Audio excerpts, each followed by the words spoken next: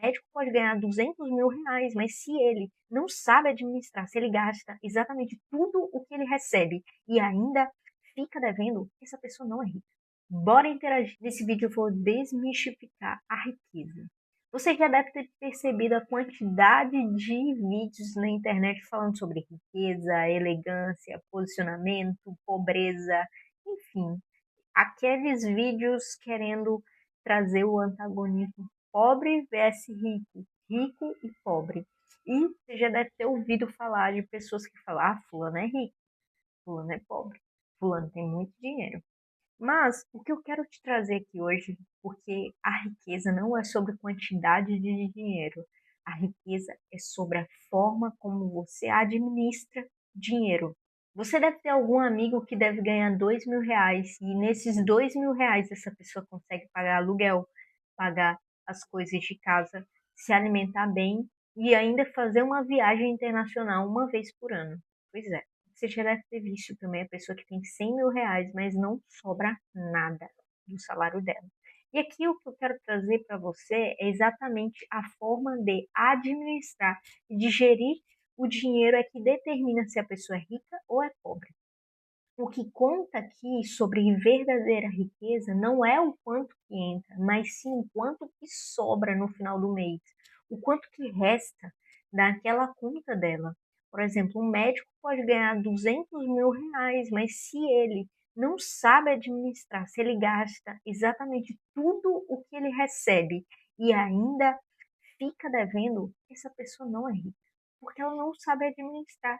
E a riqueza está justamente na inteligência, na sabedoria de saber administrar tudo que entra e tudo que sai.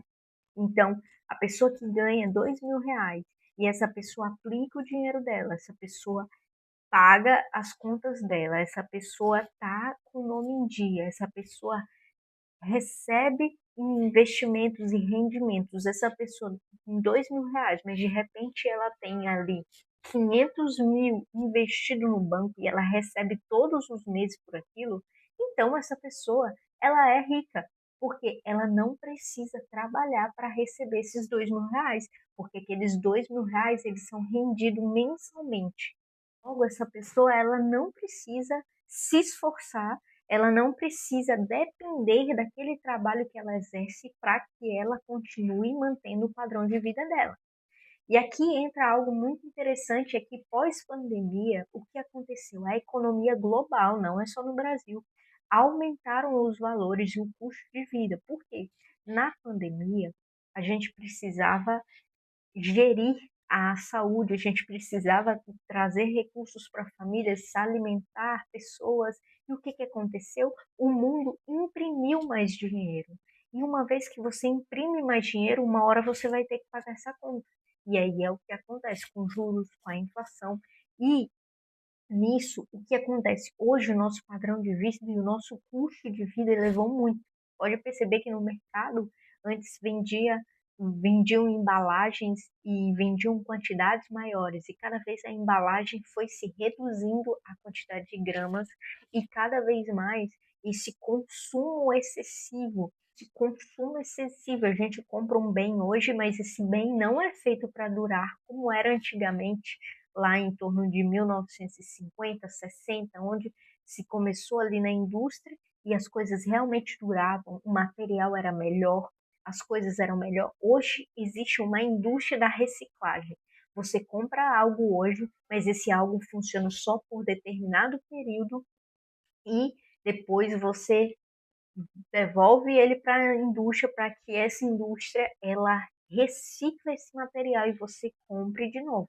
Sim, talvez isso seja melhor no ponto de vista da reciclagem, na economia, na sustentabilidade.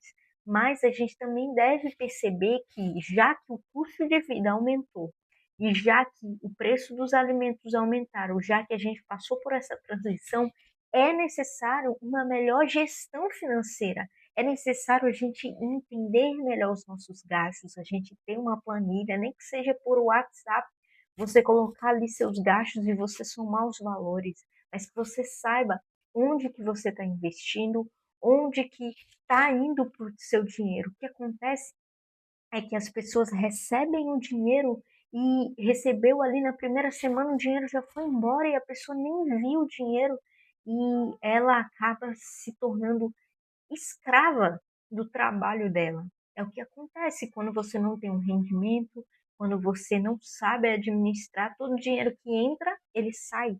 Todo dinheiro que entra sai, você não consegue produzir, você fica como aquela música do Alok, tem um vídeo do Alok que é exatamente sobre o ciclo repetitivo de você acordar cansado, você ir sair para trabalhar, chegar final de semana, você tem uma diversão, tem algo para te distrair, mas daqui a pouco você precisa ir para o trabalho de novo. Então você entra na corrida dos ratos, como o livro Pai Rico, Pai Pobre demonstra muito bem.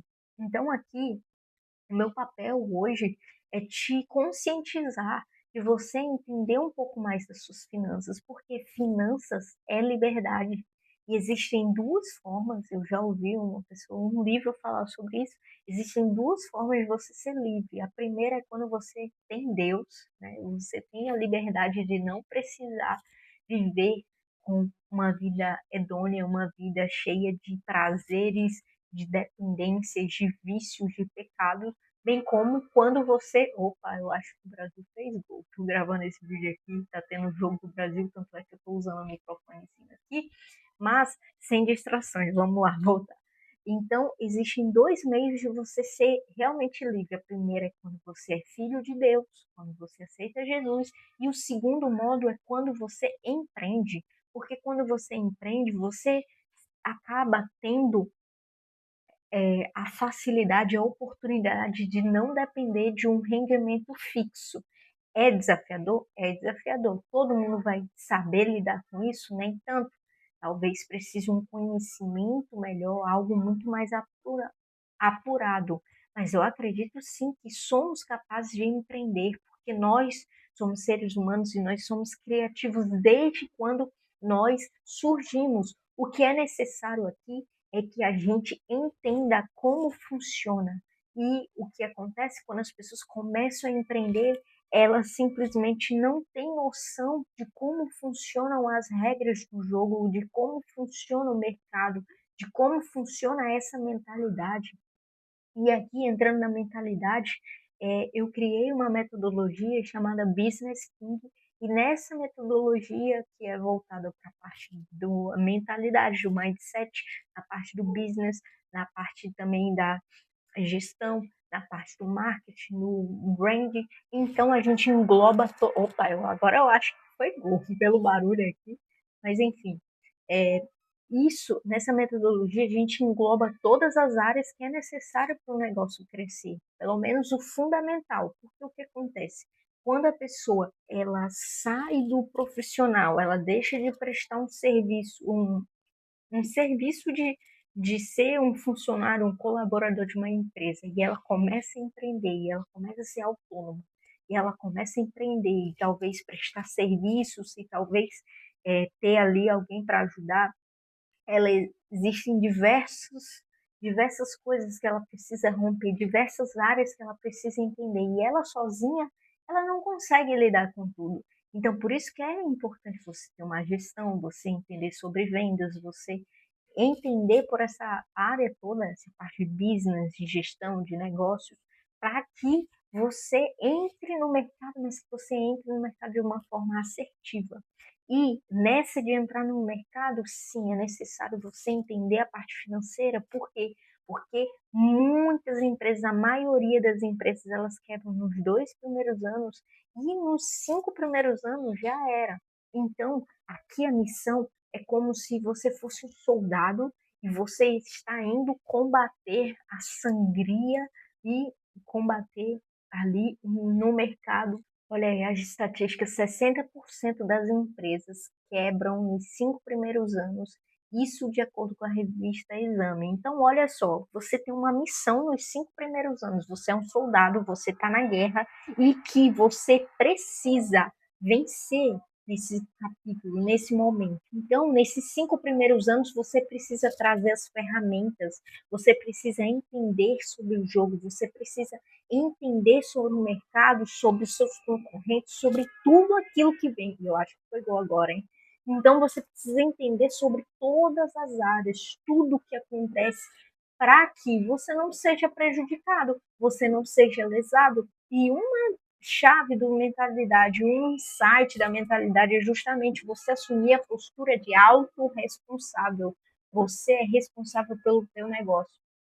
Você é responsável por aquilo que acontece, você é responsável pelas suas ações, você é responsável na forma como você lida com seus clientes, a forma como você lida com o mercado. E não, você não é uma vítima, você não é escravo do sistema, você não é menos do que você pode ser. E quando você junta isso, essas viradas do mindset, juntamente com aquilo que eu falei sobre liberdade de ser filho de Deus, você entende seu propósito, aí as coisas funcionam e coopera para o seu bem, e coopera para o crescimento do teu negócio. Então, aqui nesse vídeo, o que eu quero te falar é que você deve investir sim, investir em conhecer mais sobre dinheiro, riqueza, mindset, sobre essa área. E ao mesmo tempo, se você for empreendedor, e aí você, cabe você entender ainda mais sobre a parte do teu negócio, porque você vai entrar numa guerra nos 5 anos, né? Você sobreviver 5 anos aí, você já é vencedor. Então, você vai entrar nessa guerra, mas nesses 5 anos você precisa estar no exército certo, precisa levar as ferramentas certas, as armas certas para você vencer e romper nesse desafio. Então, se você gostou desse vídeo, já dá um like e comenta aqui o que mais chamou sua atenção e bora vencer. Bora pra ação. Te vejo no próximo vídeo.